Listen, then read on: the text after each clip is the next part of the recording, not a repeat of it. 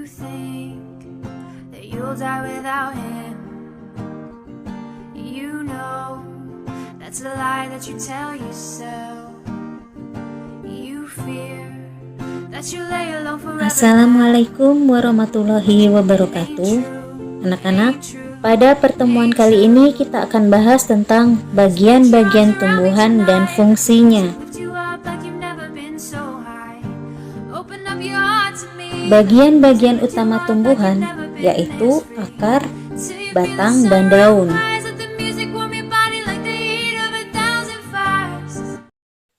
Perhatikan bagian-bagian tumbuhan pada gambar berikut ini. Gambar bagian A adalah bunga. Bunga merupakan alat perkembangbiakan atau reproduksi bagi sebagian besar tumbuhan. Gambar bagian B adalah daun. Daun merupakan bagian tumbuhan yang berbentuk lembaran dan tumbuh pada cabang-cabang batang. Fungsi daun yaitu untuk membuat makanan serta tempat keluarnya uap air dan oksigen. Gambar bagian C adalah buah. Buah berfungsi yaitu sebagai pemincar biji tumbuhan. Gambar bagian D adalah akar. Akar berfungsi sebagai penegak tumbuhan, penghisap air dan zat hara dari dalam tanah, serta ada beberapa akar yang berfungsi sebagai tempat cadangan makanan. Gambar bagian E adalah batang. Batang merupakan bagian tumbuhan yang berada di atas tanah. Batang berfungsi mengangkut air dan garam mineral dari akar ke daun. Beberapa jenis batang berfungsi sebagai tempat cadangan makanan. Akar. Akar merupakan bagian tumbuhan yang biasanya tertanam di dalam tanah. Ada pula beberapa akar yang berada di atas permukaan tanah, seperti pada tumbuhan mangrove. Akar pada tumbuhan dibedakan berdasarkan bentuk dan fungsinya. Berdasarkan bentuknya, akar dibedakan menjadi dua, yaitu akar tunggang dan akar serabut. Akar tunggang. Coba perhatikan video berikut ini.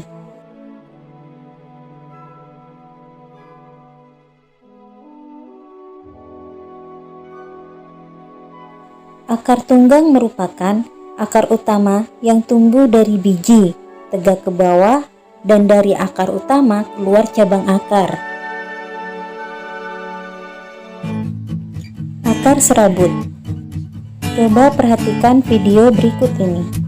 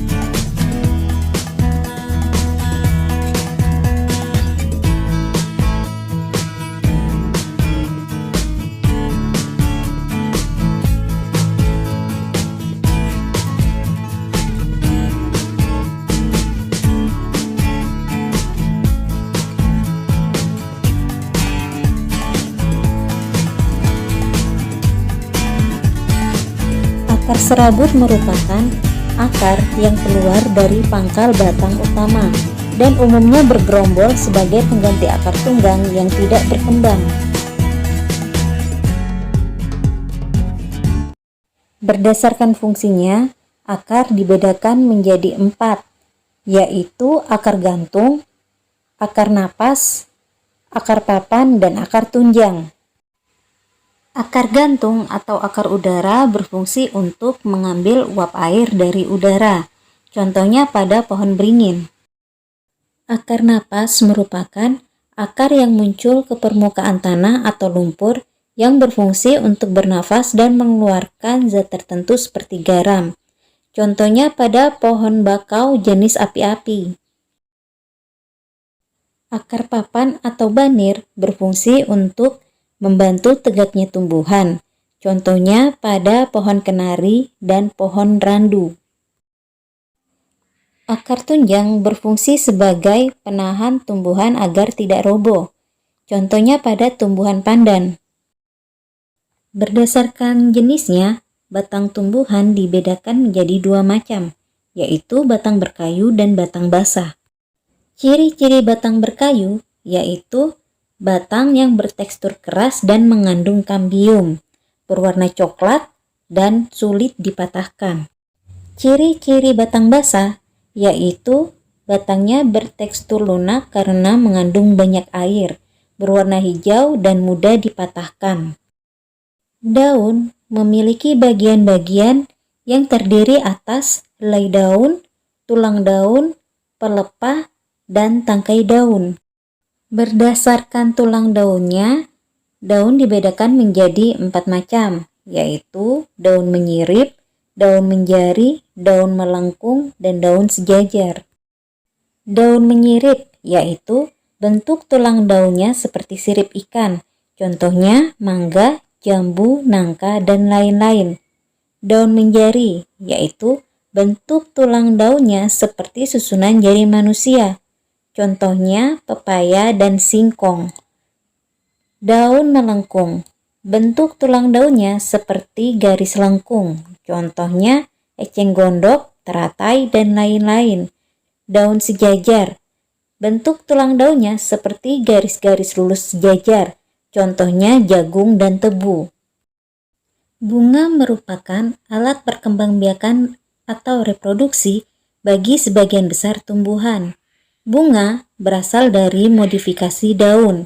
Putik akan diserbuki oleh serbuk sari, lalu mengalami pembuahan yang akan menghasilkan biji. Coba perhatikan bagian-bagian bunga berikut ini. Tangkai bunga berfungsi untuk menahan bunga agar tidak mudah terbawa oleh angin. Kelopak bunga berfungsi melindungi bunga sebelum mekar. Mahkota berfungsi menarik perhatian polinator atau hewan yang membantu penyerbukan pada bunga. Putik merupakan alat reproduksi betina, sedangkan benang sari merupakan alat reproduksi jantan. Berdasarkan kelengkapan bagian-bagiannya, bunga dibedakan menjadi bunga lengkap dan bunga tidak lengkap. Bunga lengkap adalah bunga yang memiliki semua bagian-bagian bunga, yaitu putik, benang sari, mahkota, dan kelopak. Contoh bunga lengkap yaitu bunga bakung, bunga kembang sepatu, dan lain-lain. Bunga tidak lengkap adalah bunga yang tidak memiliki salah satu bagian bunga. Contoh bunga tidak lengkap yaitu bunga kamboja, bunga kelapa, dan lain-lain. Berdasarkan alat perkembangbiakannya, bunga dibedakan menjadi dua, yaitu bunga tidak sempurna dan bunga sempurna. Bunga tidak sempurna adalah bunga yang hanya memiliki salah satu alat perkembangbiakan saja, antara jantan atau betina saja.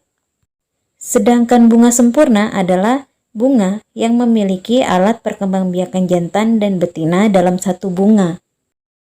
Cukup sekian pembelajaran hari ini. Assalamualaikum warahmatullahi wabarakatuh. You know that's a lie that you tell yourself. You fear that you lay alone forever now.